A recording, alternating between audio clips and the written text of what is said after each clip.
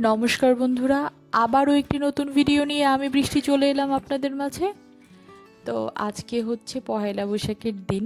শুভ নববর্ষ সবাইকে। সকাল সকাল স্নান করে আমি ছাদে চলে এসেছি জামা কাপড় মেলতে।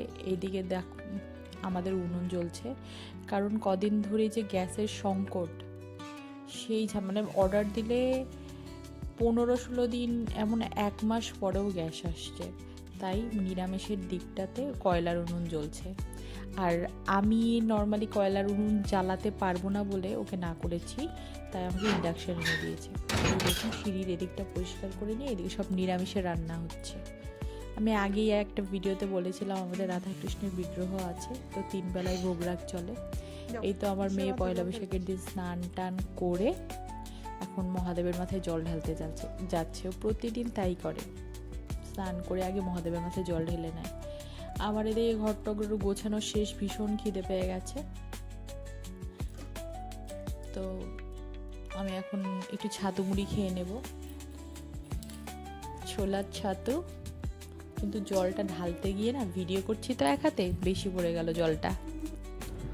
তো লাল চালের মুড়ি ছিল, ওটা দিয়েই খেতে বসেছি। আমার মেয়ে আবার আমি যা খাবো ওর সেটাই খেতে, পেট ভরা থাকলেও ওর সেটা খাবে, এক কামড় হলো। এই জিনিসটা আমারও ছিল।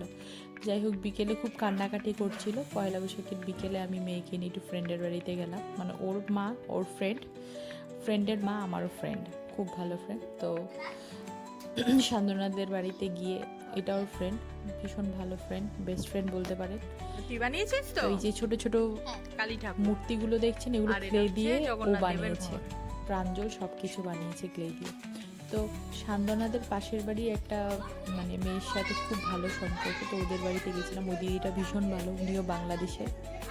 উনি আমার ভাষা শুনতে ভীষণ পছন্দ করে। আমি ভয়েস ওভার দেওয়ার সময় নর্মালি শুদ্ধ ভাষায় কথা বলছি, কিন্তু আমি নর্মালি বাংলা ভাষায় কথা বলি।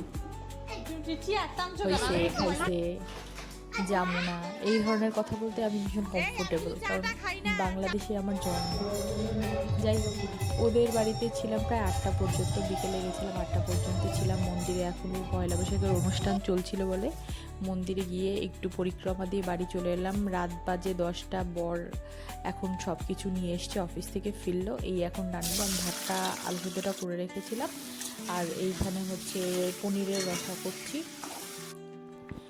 এই যে বড় টিফিন বক্স টক্স এগুলো ধুতে হবে। আর আমার নর্মালি দুপুরবেলাও তো কাজের চাপ থাকে না, কাজের চাপ হয় রাতে। আমি রাতে রান্না করি। তো আমার পনিরের তরকারি রান্না হয়ে এসছে।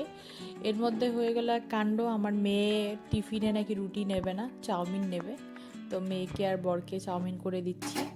এখন রাত 12:30 বাজে, ঠিক আছে? সবাই দেখো আরাম করে ঘুমাচ্ছে, আর আমি এত রাতে চাউমিন বানাচ্ছি। এই চাউমিনে সবজি টবজি দিলে একটু ভালো খায়, তাছাড়া সবজি খেতে চায় না। দেখো এখন সবাই ঘুমাচ্ছে, বাইরে দেখো লাইট টাইট সব বন্ধ করা, সবাই ঘুমিয়ে গেছে। শুধু একমাত্র আমি বসে বসে ভূতের মতো চাউমিন বানাচ্ছি, ভূতের সাথে আড্ডা দিচ্ছি আর চাউমিন বানাচ্ছি।